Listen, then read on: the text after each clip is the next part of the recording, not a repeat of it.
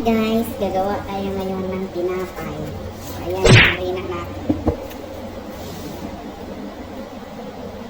Gawa tayo kasi pasting yung amo ngayon.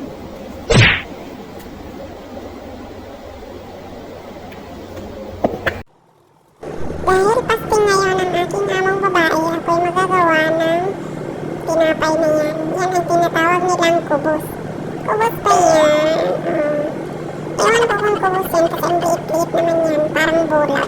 Yun lang. Pero ang alam kong kubos dito yung malaki. Ayan. Minamasa ko para magpantay. Para pag bilugin mamaya, magpapantay yan. O, diba? Gaya ng jowa nyo. Dapat pantayin nyo. Kaya dyan guys, huwag kayong magluloko kung hindi naman pantay ang pagmamahal niya sa jowa nyo. Char. O diba, ayan na binibilog-bilog ko para magkasya sa Philips.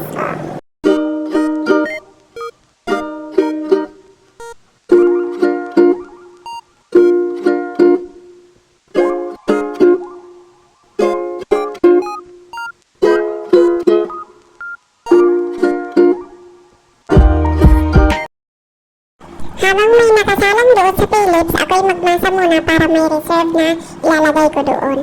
O yan, namasa-masa ko para naman may reserve akong ilalagay doon sa Philips mamaya. O diba, ganyan lang girl.